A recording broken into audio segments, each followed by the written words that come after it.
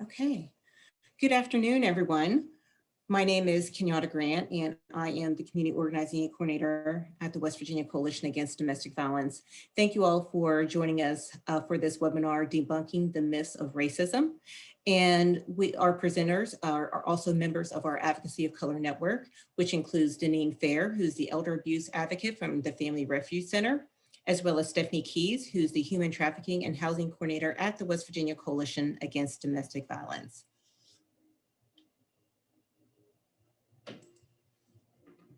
Okay, so before we actually get started in the webinar, I want to go over some ground rules that will kind of help guide us through the time that you'll be with us today. First of all, some ground rules. So we have a lot of people who are part of our network in terms of the domestic violence programs, and we want, in order for you to receive credit towards your domestic violence certification, please make sure you sign in. You include your first and your last name, as well as the program who you're representing. So if you can make sure you put all of that in the chat, that would be greatly appreciated. Also, with this webinar, it will be interactive. Okay, this will be an interactive webinar. So please make sure when questions are asked, you can participate in a variety of ways. One could be you can unmute yourself and answer that way, or you can utilize and unmute. And you can utilize the chat room in terms of just maybe putting in some comments and things like that. We do have quite a bit of tech people who will be helping out in terms of checking the chat. So please feel free to either write something or unmute yourself, and in either way, that is one way of participating and being engaged and making sure that everyone is just participating in this interactive webinar. And with that being said, I'm going to pass this over to Stefani, who will also go over some of the community agreements. Thank you so much, Kenyatta. Good afternoon, everybody. Like Kenyatta mentioned, my name is Stefani Keys, and I am the Human Trafficking and Housing Coordinator with the West Virginia Coalition Against Domestic Violence. I just want to extend my thanks and thank you guys so much for being here and being a part of this webinar. So some community agreements that we're going to go through just a little bit. And I'm sure you guys have seen this before with the community agreements because of everybody's on Zoom nowadays, and that's just how life is. So one thing that we just really want to keep in mind is that you are taking care of yourself during this webinar. Um, sometimes things can come up and things get uncomfortable, especially with talking about race. So do whatever it is that you have to do in order to take care of yourself. We also want to make sure that we are speaking from our own experience, and we're going to try using I phrases rather than generalizing everybody in one group. Um, if you know that you're a person who speaks and talks a lot, that is perfectly okay. We want you to be engaged. However, just make sure that you're making space for other people to chime in and give their opinions as well. Um, and just be curious, open, and respectful, making sure that we're calling in and not calling out. And because this is a Zoom format, just making sure that one person is speaking at a time. If you do notice that you are on unmute, just mute yourself. We do have a tech person who will keep track of that if we hear some background noise. So just keep that in mind. So with that being said, Kenyatta, you can move to the next slide. So right now what we're going to do is we're going to just have a little activity just to kind of get our brains moving and on our thinking toes. So what do you think when you see these words? And Kenyatta is going to share the whiteboard. And once that comes up, we are going to talk about the first word, which is place. So if you can, utilize the chat box. Tell me what it is that you think when you hear the word place.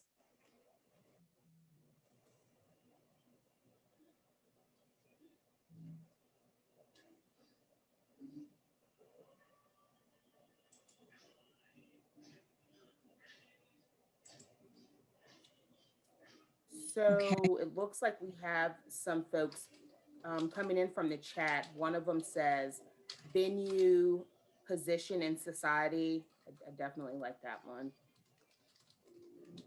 Community, where I am. That's a good one.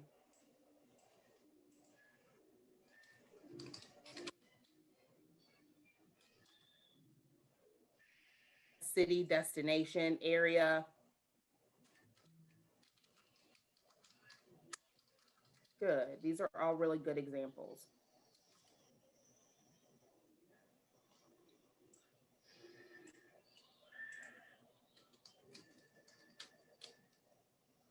Great.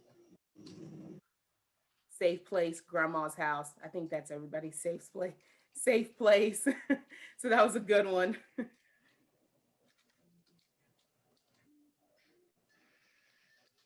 You guys are really putting out some really great Yeah, these are responses. really, really good. I don't think I'm typing fast enough. So, Kenyatta, that can be the last one that you put up. And Okay. so our next one is the word whiteness. What do you think when you hear that word?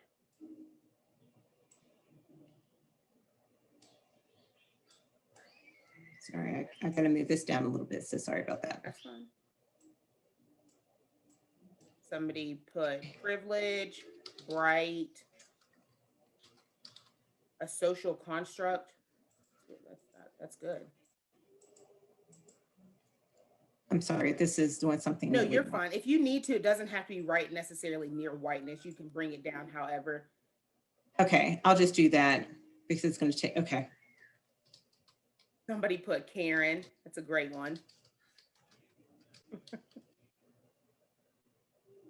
Normal.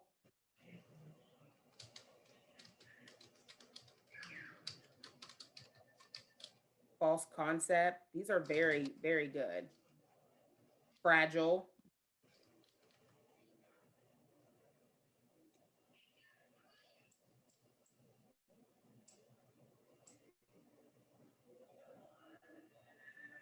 And label. That was a good one as well. Okay, I'm sorry if I missed some of them in between, but I think I got the bulk of it. Yeah, and so the last word that was on that list was racism. And what do you think when you hear that word? Negative, systemic, institutional. These are all really good. Ignorance, negative.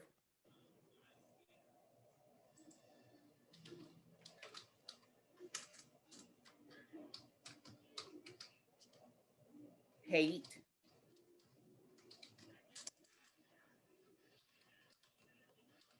Somebody put colorblind, but they put that in parentheses, which is a good one. Hurt, trauma, oppression, suppression, the norm. Yes, that was good.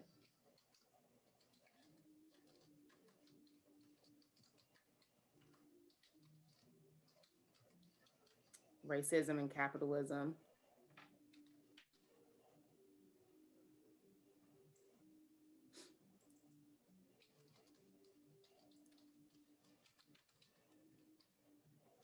Okay. Oh, our whole society, mindset.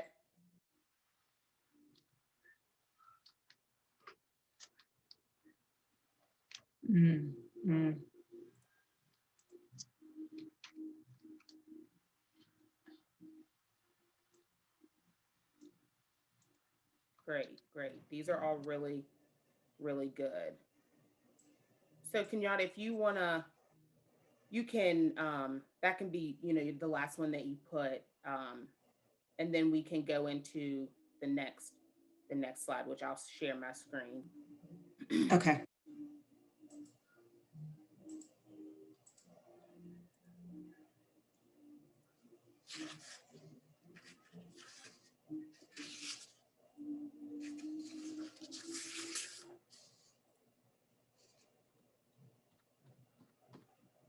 Great. So thank you guys so much for participating in that. All those options that you guys typed in were really good. So because this webinar is called Debunking the Myths of Racism, we're really going to focus on that one word, which is racism. And the definition of that is it involves one group having the power to carry out systematic discrimination through the institutional policies and practices of the society and by shaping the cultural beliefs that values that support those racist policies and practices. And so I really want you to think about what that word means. I did, however, put in cultural racism and systemic racism, also institutional racism.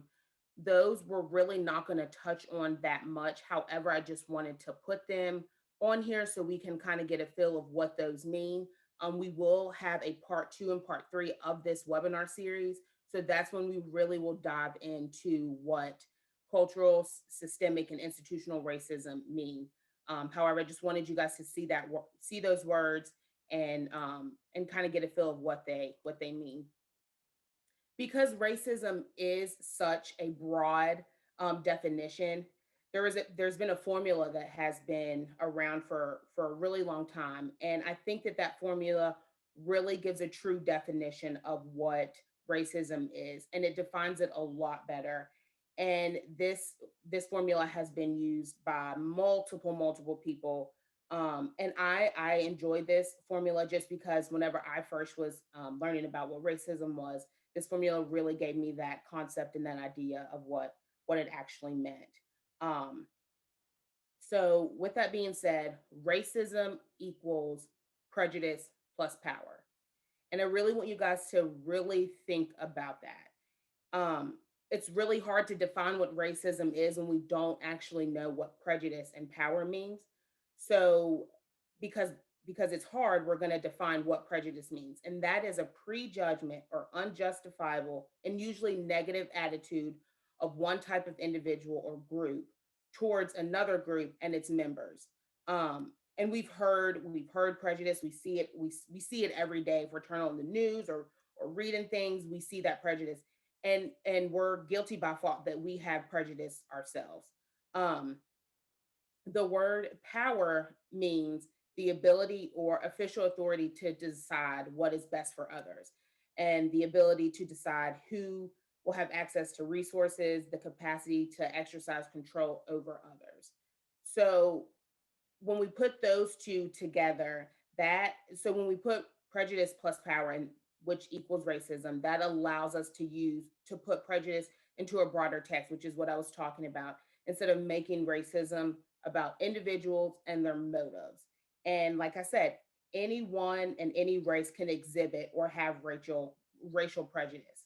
But white people have that institutional power, which I'm going to go to the previous slide and we're going to look at what institutional power means. It refers specifically to the ways in which institutional policies and practices create different outcomes for different racial groups. And I really want you to think about that as well. And the institutional policies may never mention any racial group, but their effects is to create advantages for whites and oppression and disadvantages for people from groups classified as people of color.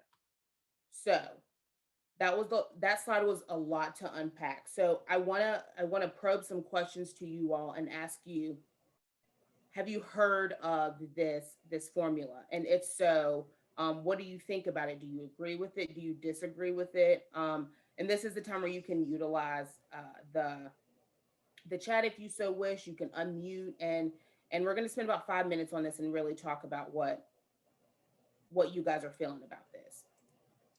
Stephanie, this is Kenyatta. In terms of looking at what has already been put in the chat, I just want to kind of bring out some of the responses. Desiree Voorhees mentioned that I found that a powerful equation to help better understand in terms of the concept of racism. Rob Livingood put that this is extremely helpful to explain how minorities cannot be racist towards white people. So the definition that is being provided, not the definition, but the formula that you just went over, I think he was making reference to that in terms of how minorities can't be racist towards white people. So I just want to kind of lift those two comments out because those were Okay, great. And I really like that comment of, let me go back up because I'm trying to follow the chat. This is extremely helpful to explain how minorities cannot be racist towards white people. And I feel like this is a question that gets thrown out a lot, as in saying that minorities can't be racist towards white people. And in fact, I do believe this holds a little bit of truth, because when we look at what racism means, it means prejudice plus power. And when we look at power, there's never going to be, we can never switch power between white people and black people. Black people don't have that capacity to hold that much power over somebody who is not a person of color. So thank you for bringing that up. I don't know who had made that reference. So thank you so much for doing that. So anything else in the chat?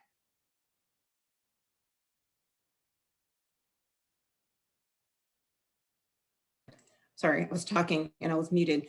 There's another comment saying, haven't heard of this in regards to the formula, but a great explanation. Great. And I did see that somebody had placed in the chat, this formula debunks reverse racism claims.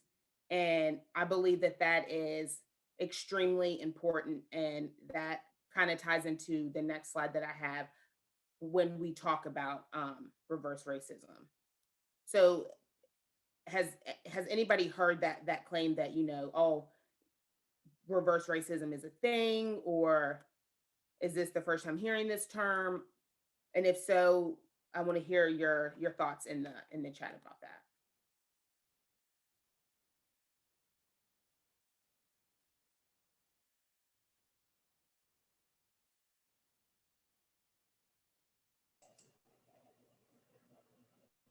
Please also, you can participate by unmuting yourself as well. Mm-hmm. So if you're a slow typer, unmute yourself. Thank you. Can I speak? This is Delegate Danielle Walker. Yes. Yes. So, yes, I have heard this, and I have been a result of this reverse racism, of being called a racist, especially around the Black Lives Matter movement, particularly one here in Morgantown on June 2nd, when I asked white people to take a step back and allow persons of color to come to the front where I was speaking. And so from that, I was called a racist. Mm-hmm. Mm-hmm. Thank you for sharing that, Delegate Walker.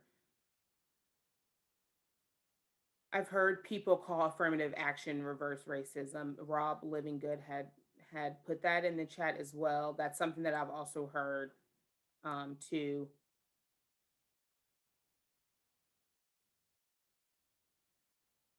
So these are really, really good explanations you guys are putting in the chat. And again, like Kenyatta said, if you're a slow typer, unmute yourself and talk. I would love to hear from you, but we're going to actually move into that next slide of talking about reverse racism and how it is in fact a myth. So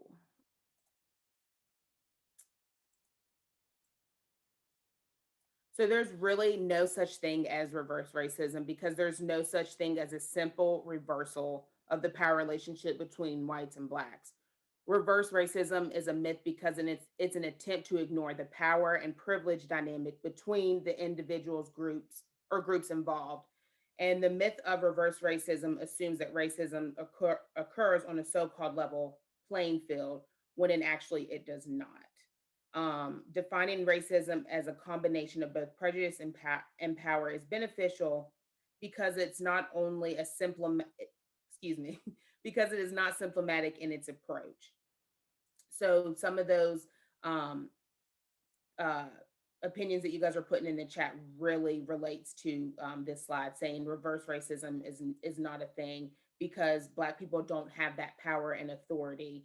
And in fact, we never have. And it's just kind of like history repeating itself. A good example I can think of right now with reverse racism is how the term Karen is being called a racial slur against white people. And that was something that was brought up in the chat. So these are all really, really good contacts. Thank you guys so much for being, participating in this. I know when we talk about racism, it can be very uncomfortable. So I appreciate everybody, willingness to actually speak out and talk about things like this, and especially in the chat. So with that being said, if we don't have any more comments or questions about this slide, I don't see anything in the chat. Kenyatta, do you see anything? You're on mute. I know it's my second time doing that. I apologize. What I'm noticing is just basically a lot of people in agreement in terms of the explanation that has been put out there. And I was just going to, I was trying to respond to Delegate Walker, and I'm one of those, I type fast, but I'm typing really slow for some reason. So I just want to verbally say this. In regards to your response, Delegate Walker, what I've noticed is anytime that we are prioritizing people of color, in particular Black people, we're being called racist because we're bringing out the wants and the needs, the equality, the justice. We're talking about things that we should be getting anyway. So as a result of us prioritizing the needs of Black and brown people, that's where that terminology is being used in terms of, oh, this is reverse racism, or you're racist, only because we're focusing on the needs of people who've been disregarded, dismissed, and ignored for so many years. So, when that happened to you in Morgantown, this is what I thought of in terms of anytime we're prioritizing the need of those who are marginalized and disenfranchised, that's when that terminology racist is used, because there's this sense of entitlement that they feel as if that we shouldn't be talking about our wants and needs. They'll determine our wants and needs, but when we start being really standing firm on what we need collectively as a community, there's the issue, that's the rub, that's the issue. Their privilege is talking whenever they use that terminology that we're being racist. So I just want to kind of put it out there. That was very long to put in a response. So I'm gonna be quiet. So now we'll actually move on to the next slide, and I'm actually going to kick this to my co-facilitator, Daneen. So whenever you're ready. All right. Yes. Again, I'll introduce myself. My name is Daneen Fair. I work for the Family Refuge Center. It's a dual sexual assault, domestic violence organization in Greenberg County, and I'm the elder abuse advocate there. So in this slide, we're asking, does racism even exist? Does it exist? Do you think it existed and it no longer exists? What are your thoughts around this question? Does racism exist? So if you guys could either utilize the chat box to put your answer in, and or unmute to put your answer in. Does racism exist? Because I'm sure, I know I've heard that racism doesn't even exist anymore. So maybe some others have heard that. Daneen, this is Kenyatta. According to the chat, everyone is in agreement with you that yes, racism exists. Okay, good. Just want to let you know that the webinar is over. No, I'm just kidding. All right, next slide, please. We'll move on to the next slide.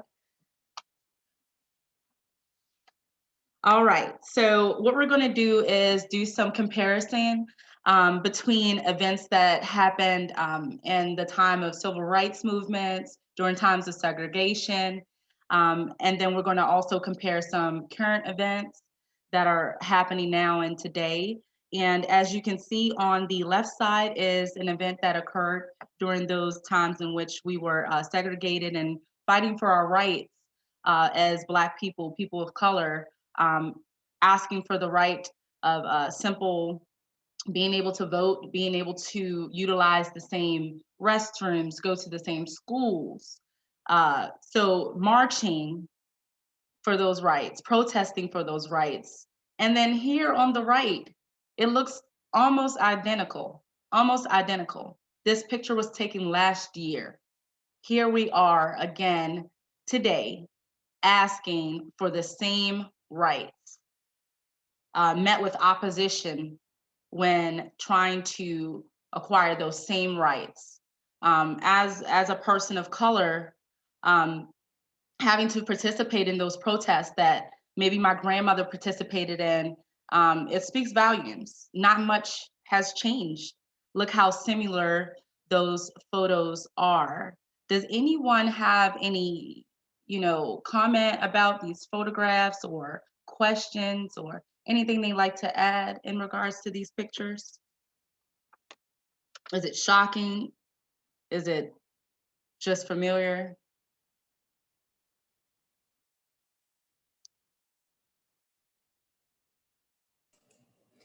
Daneen, this is Kenyatta. Yes. One thing that really stands out to me is if you kind of open up your eyes and close your eyes and open up again, it almost looks like the same. It's like one collective picture. It doesn't even seem like it's split screen. The only thing that really separates the two, one is black and white and one's in color, but it seems like it's one picture because that's how eerily similar in terms of looking at this collectively and looking at how Black and brown skinned people have been fighting for equal rights and justice for a very long time. And I think that that's what stands out to me. To me, it just looks like is one large picture. The only thing that's different is that one's in black and white, one's in color. And a lot of people are in agreement with you, Kenyatta, in the chat. Casey Forcell says it's very disheartening that there has been very little change. Jennifer Bryant says, I wish I was shocked. I haven't participated in those marches and find it eye-opening for those who are unaware of the vitriol direct as people of color. Like, look at the similarities. It is like you said, it's eerily just, it's disheartening. So if we can go to the next slide. And this is a heavy topic. It's a heavy discussion when you start talking about racism. But having these discussions, that's going to help us start to dismantle this system. All right. So in these photographs, we have several here, and on the left-hand side, you have white people, white women who are meeting this young Black female with hatred for integrating into the school systems. They are feeling entitled that they have a say-so as to where, Black people can attend school, where they can be. And it's just pure hate that this young lady is experiencing, and you have them essentially mocking, I guess I would say mocking this young lady and screaming and just doing all sorts of yelling at this young lady. And then we have a picture of Emmett Till. I'm also reading the chat, sorry. I'm also reading the chat box, but we have a picture of Emmett Till, who was tortured and murdered by a mob of angry white people for whistling at a white woman. So again, we have Karens, the old school Karen. And these are events that happen again during the time of civil rights and during the time of segregation. And Belinda Hopkins saying, yes, it's a repeat of history. Daneen, do you mind if I interject real quick? There was actually a very good remark that Amaya Williams put, and it said, I've always disliked the fact that photos from civil rights movements are in black and white to make it seem like it occurred longer ago than when it did. And that is so true. Because if you think about it, the civil rights happened with the 50s and 60s. And it's that really wasn't that long ago. I believe Emmett Till probably, I'm not really sure on his age, and I'm not too good at math at the top of my head, but I want to say that he would have been around like maybe 80 if he was still alive. So, but don't quote me on that, because again, like I said, I'm not good at math, so I don't really know. But yeah, it's scary, and I think it's in black and white because folks don't want you to realize that it's really not that it was so long ago. And in fact it wasn't. Absolutely. Um, Christina Gump said Ruby Bridges' mom just passed away. It's not that long ago. Exactly. It's not that long ago. So since it's not that long ago, let's move on to current events. Well, as I like to say, Karen events. So let's move on to the pictures that are in color that are happening as of recently. Some of these things will look familiar to you. A lot of them have been made out of memes circulating on social media. In the photo over to the left, in the far left corner, you have a woman calling law enforcement because there is a Black family barbecuing at a public park. So she's asking them for a permit, asking them, do they have permission to cook out there? And she's angry about it. They don't look bothered. They look like they're, in fact, just having a conversation, not paying Karen any mind, but she's bothered by the very presence of these Black people barbecuing in this park. Again, that speaks to the entitlement of white people, white women, who just use their privilege as a way to get their way. And then underneath the picture where they are barbecuing, you have Karen from Central Park who's walking her dog without a leash. She was asked by this Black man to put her dog on a leash. And when asked, she was enraged. She called law enforcement and said that he threatened her life. So here we have, again, a white person utilizing that power privilege dynamic to get their way.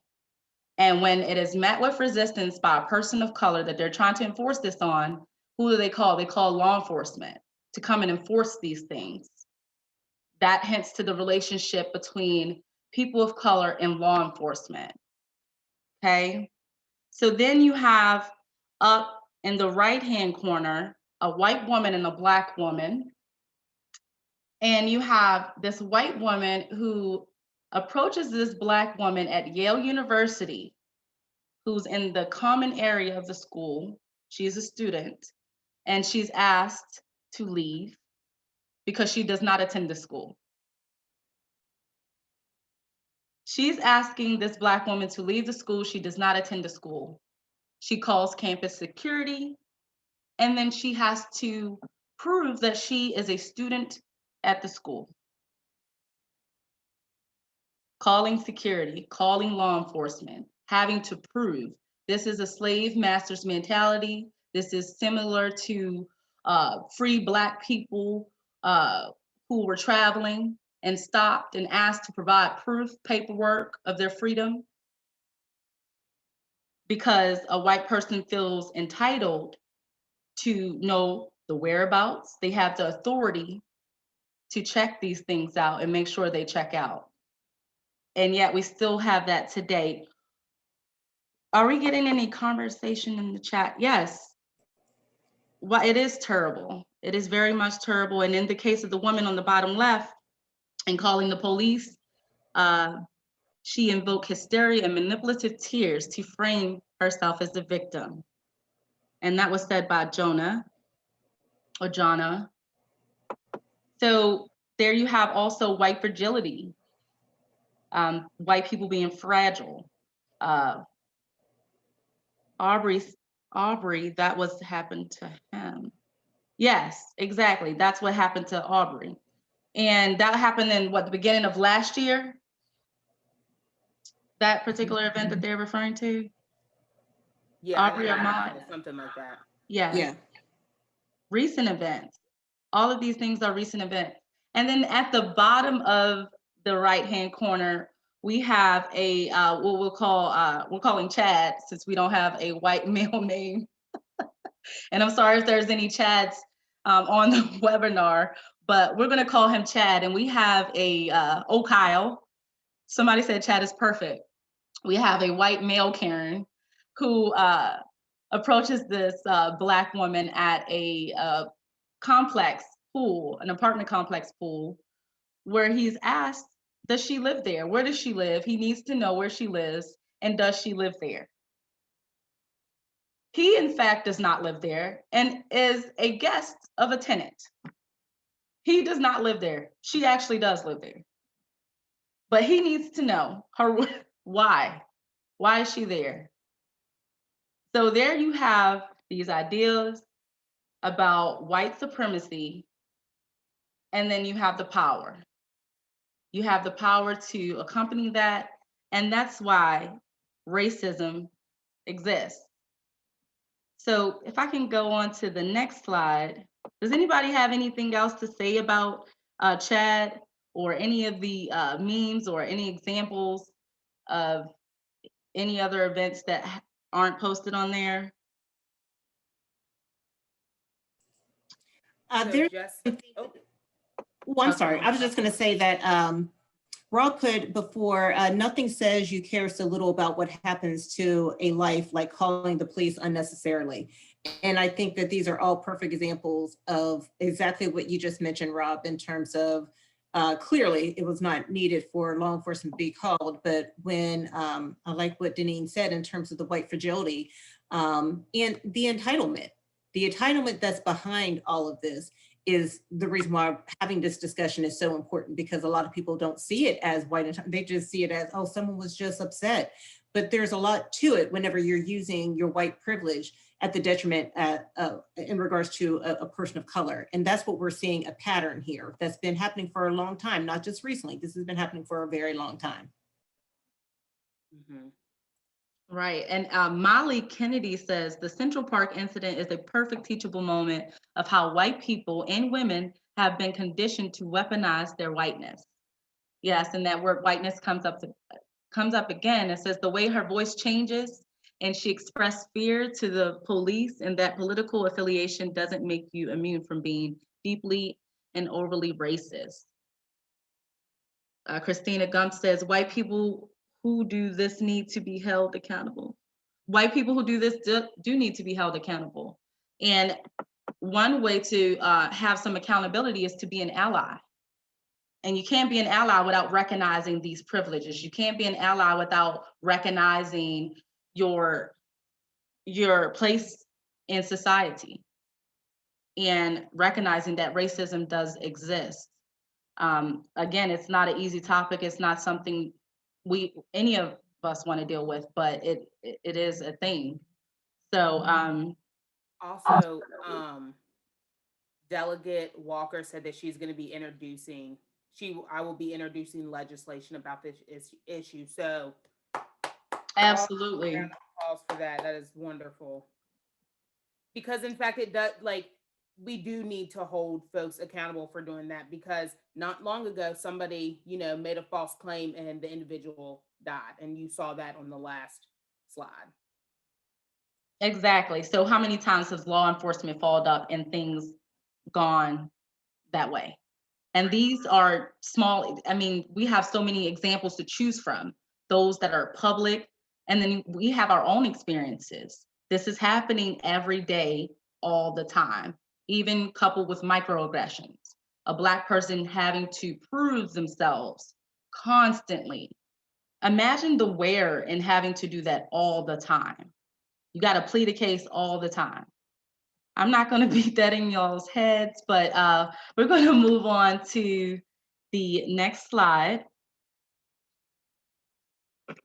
Okay, and here, this picture by itself, it shows the immigration. You talk about people of color, you talk about what the immigration process looks like for people of color versus what it looks like when a lot of European people were migrating over to America. They had beds to sleep in, they were comfortable, they were able to move around. And now the immigration process looks like this. It looks like keeping people in camps. These things are happening today. And that's because the people that are doing the migrating are people of color, majority people of color. To obtain citizenship here in this country has become all the more difficult. And that's to keep people of color out. So this, again, just speaks to what's happening today. So, you know, again, we cannot dismantle racism without allies. It's a complex structure, and it's really not the responsibility of the people of color to dismantle it. But if nobody else will do it, we have to. But we're going to need allies, and that's what it's going to take, all of us to have a seat at the table. Let's look at this chat box. And Kenyatta is saying exactly, allies are essential in this movement. And Carrie Megan, I think that's, yeah, Carrie Megan, people who always say people should come here the legal way don't understand how difficult the immigration system is to navigate. Right. Mm-hmm. Exactly. And that's a whole nother topic too, the immigration process and why it's changed and what that actually looks like now. Asher, I hope I'm pronouncing that Ashir, correctly. yeah, Ashir. Ashir. This sort of racism is so deeply ingrained into whiteness. It is so important to recognize that none of us are immune. We white people are all at least a little bit racist. Even the most progressive minded of us are not immune. Part of being an ally means working to unlearn our own deeply ingrained racism. Important to remember that ally is a verb, not a noun. It is something we have to constantly practice and continue to grow and learn. Whew. and clap to that. Absolutely. That requires work. You cannot declare yourself an ally as a white person. People of color have to declare you an ally, and that's based off of what you do as an ally. So you know, allyship it's really going to require a lot of work and learning what your prejudices are and how you're imposing on people of color as well. So Exactly. there's any other questions? Is there any questions or anything? If not, we will move on to the next slide. Okay, right back to where we started. Does racism even exist?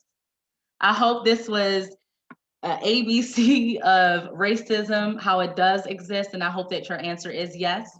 If it is not yes, if you feel like you still have more to learn, I hope you guys are excited to stay tuned for our series as we have more learning to do, all of us.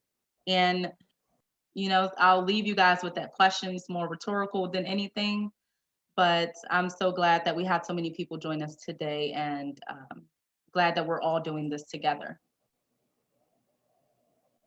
So we want to take this time to reach out to you all and ask if there are any more questions or anything that you all would like to talk about on this topic. The time is 1:50. This webinar doesn't get finished until 2:15, so we have a good bit of time to kind of talk about this and pack. So the floor is yours if you want it. Is it okay to share these upcoming webinar with general community members? Absolutely, yes. Charlie, who is also a part of ACN, and Ashley, they're going to be putting on some more webinars in the future. We don't exactly have that date just yet, but when we do find out that date, we will definitely let you all know. But yeah, if you share this with anybody, we believe that the topic racism needs to be talked about and not hid under the rugs, because it is something that is affecting all of us. So if you know anybody that would be interested in these webinars, feel free to give that information to them. And this is Kenyatta. I want to address what Jono put in the chat. So Jono asked, does anyone have recommendations on acknowledging and working toward dismantling the racism and implicit bias in West Virginia nonprofits? Jonna, I just kind of put out there that I'm also part of the YWCA Racial Justice Committee, and we do, as part of that committee, we go around and we do implicit bias trainings for some nonprofits. So I can give you the contact person for the racial justice coordinator at the Y if you want to know some more information. I'm one of the facilitators. I'm actually one of the people who kind of pull together the training. So I can, if you could put your email address maybe in the chat, Jonna, then I can forward you Deidre Keys information, who's the racial justice coordinator, who could probably help you a little bit more in terms of the implicit bias trainings that we do. She can give you some more information on that. So another question comes What are you from Rob, and it's, what are some common mistakes that well-meaning white people make? I got one. So one of the common mistakes I feel like white people, well-meaning white people make is thinking they're too woke. Mm-hmm. So when they're speaking on racism, or I think they put being liberal in the same category of, because I'm liberal, I'm all for everybody and that sort of thing. When they don't really understand the experience, and you can't really understand the experience because you don't live the experience. So before you can jump into tackling what it is that you need to do to dismantle racism, you have to be able to listen, because the person that's experiencing what they're experiencing is the expert in it. You can't be an expert in it because you don't live it. It goes hand in hand, just like kind of with domestic violence victims. They're the expert in their own survival. So starting off by listening as an ally.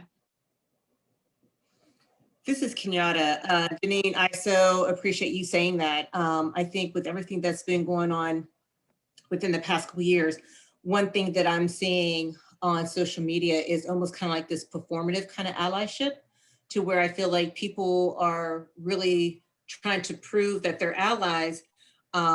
And I see more posts than I see action. So as a person of color, I'm always very skeptical when people kind of put out like their allyship resume, almost like, oh, this is what I believe in. Is like, when I see things like that, it's a red flag for me. I'm just being honest in terms of being a woman of color. When I see someone who is trying to prove how woke they are, or how much they've been in the trenches and how long they've been doing this work, it's a red flag. Because it kind of goes back to what Ashir mentioned during their comment in terms of everyone kind of walks around with some kind of, racist kind of prejudice, kind of, bias, even this part of that we talk about in terms of the implicit bias trainings that I do. We all walk around with that, right? So there's this sense that having conversations like this and really having a better understanding, this is a work in progress. You never fully arrive. I don't care if you marched 50 years ago. You know what I mean? I don't really care about that. What I want to see is, what are you doing now? And that may not require, doing a list of my ally resume on Facebook that I'm going to sit there and say, wow, they really understand what my issues are. That really doesn't impress me. So that kind of goes hand in hand to what you were mentioning.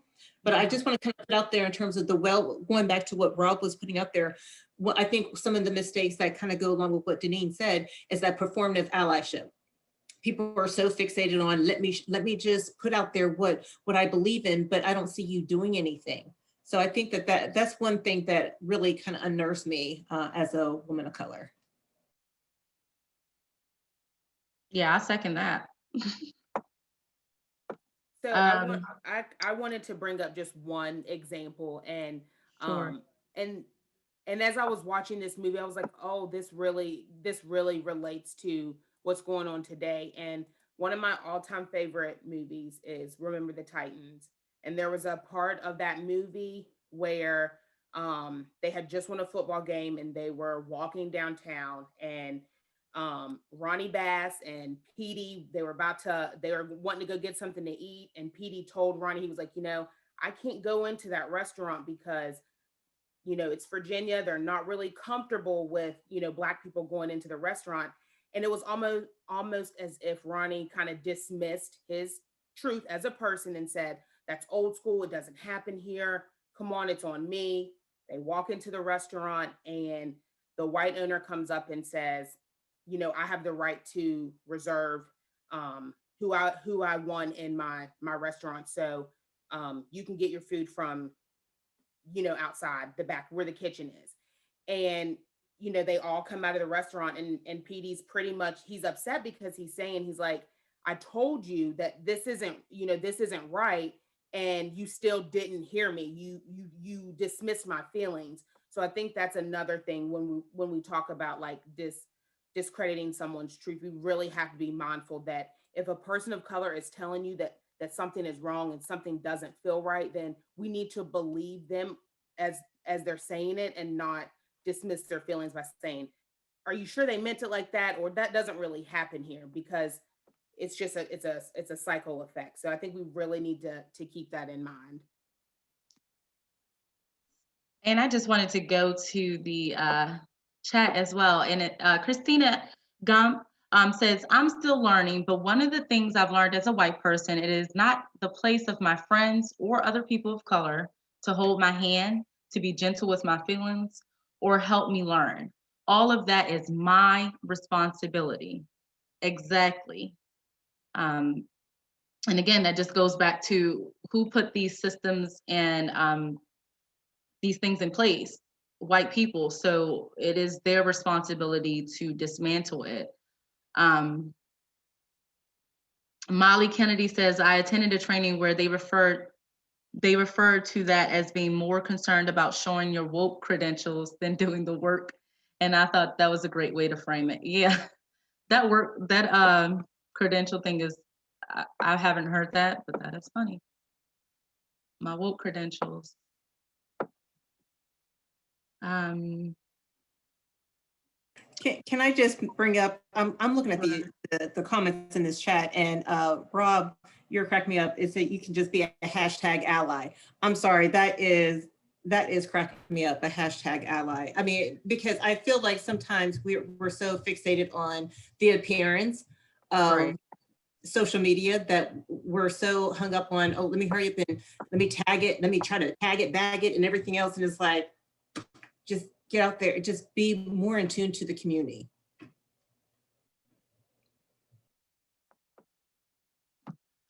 Exactly. So Charlie put something in the chat, and yeah, I don't want to put him on the spot, but Charlie, if you would like to unmute. go into that a little bit more. Yeah. I'm sorry. I put it in the chat because I didn't want, y'all are the ones facilitating this, and I didn't want to take it over. Oh no, you're good.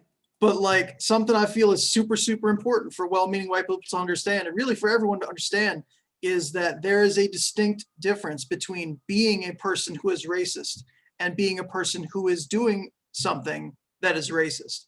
Well, this is obviously something we're going to talk about in later webinars, but we live in a society, in a system that is inherently racist. We are all partaking in that because that's the way society is. So a person can be a racist, and you yourself might not be a racist, but it can still be very, very easy for you to think or say or do something racist because that racist ideology is embedded within all of us. Mm-hmm. And Jessica put this. Sorry. Go ahead. No, I just wanted to thank Charlie for that comment, and if I can jump in for a minute, back to Rob's question from earlier about like pitfalls of people attempting to be a white ally. I think one of the worst is then when a well-meaning white person who wants to be a good ally does see or do or say something racist and gets called out on it. The pitfall of that white fragility, and then making it about needing to prove and justify, but I didn't mean it that way. I'm not really racist. Look, here's why I'm not racist.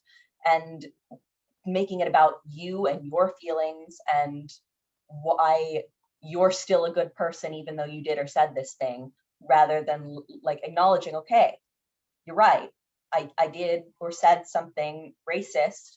Let me, on my own time and without making you do that emotional labor for me, unpack where that came from, what made me say that, and how I can do better next time and apologize for the harm that was done by that. Well said. Yes, absolutely. And I really like having these conversations because you start these type of things off really tense and you're just like, oh, we're going to talk about racism. But then as we continue to talk more and more about it, you know, people, I know me, I'm just kind of like relaxing more and more as I see Julie Haddon's face, and she's been really listening, and you know, just seeing the different people on here just kind of giving that head shake, and they're with us, and it feels like the work's getting done. Obviously we got a long ways to go, but you know, we're here, we're at the table. So I just want to throw in there too also, because everybody said everything that I was going to say. Check your biases because we all have them, and yada, yada. Also, keep in mind that if you have a person of color or a Black person or an Indigenous person that is a friend of yours, that does not mean that every other person with the same background will be that person.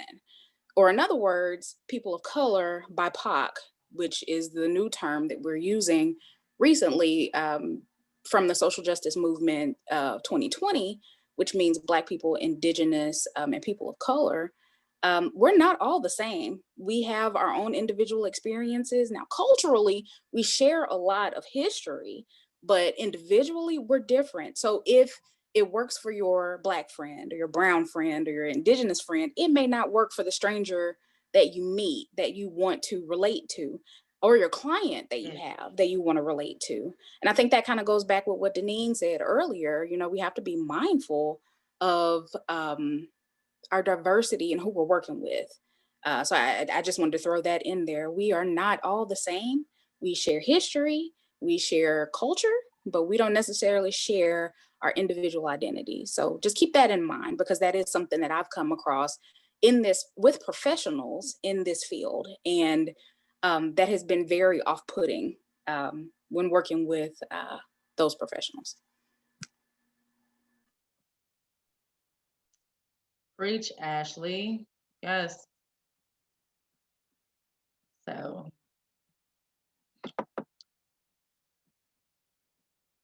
you want to touch on those resources stuff? Yes, I will. So I was just going to say, this is a resource guide that we got some of our information from today from the presentation.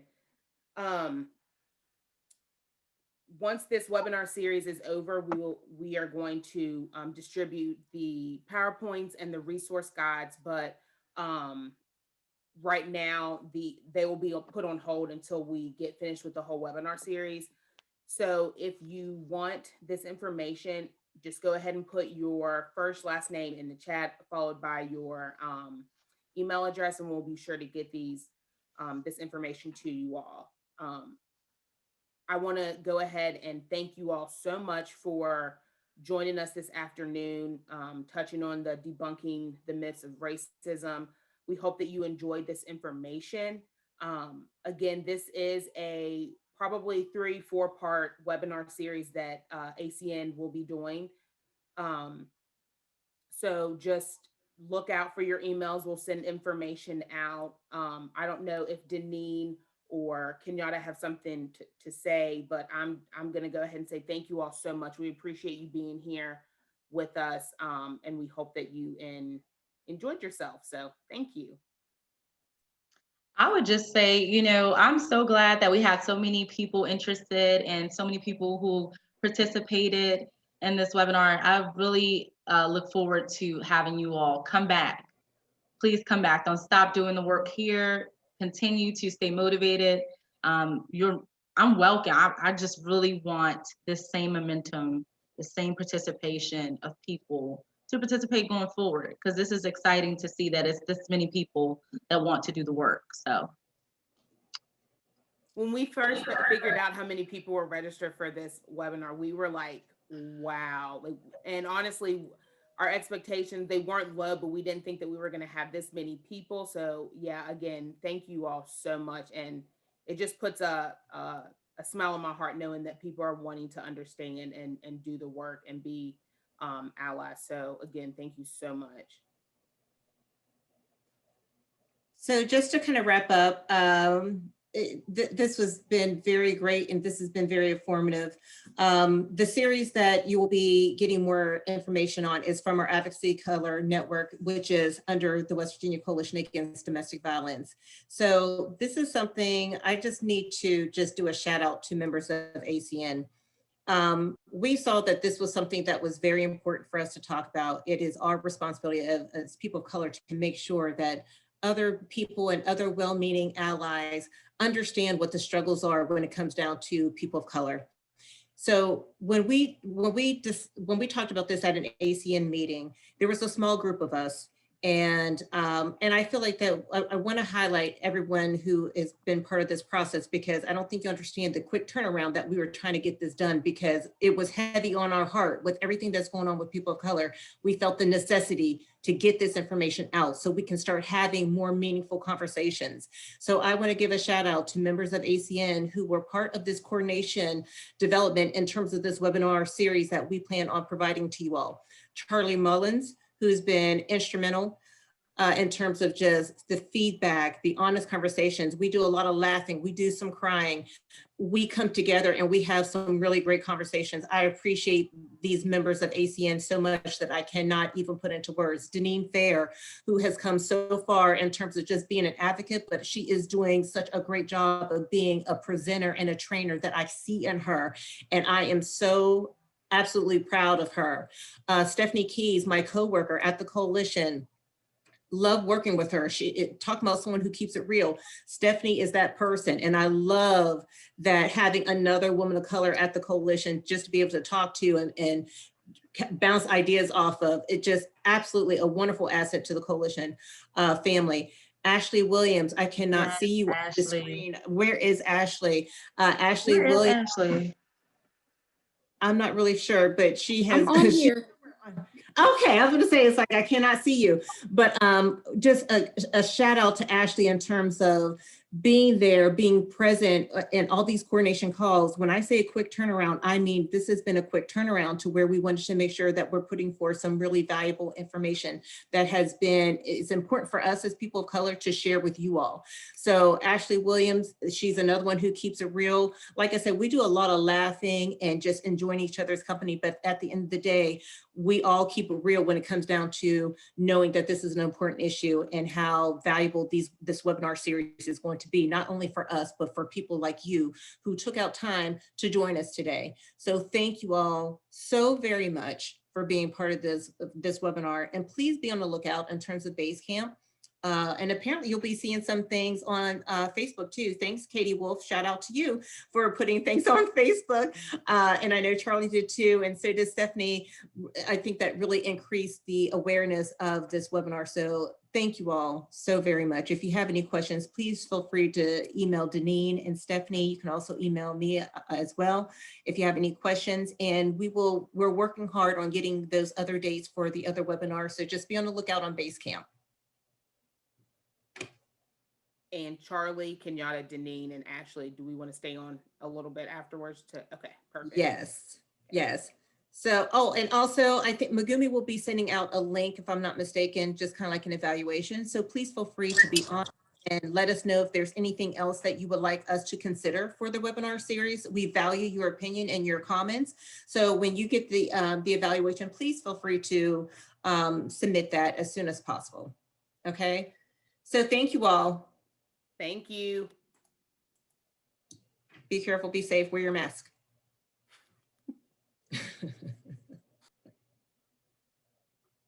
Okay, you all, I'm gonna stop recording, okay?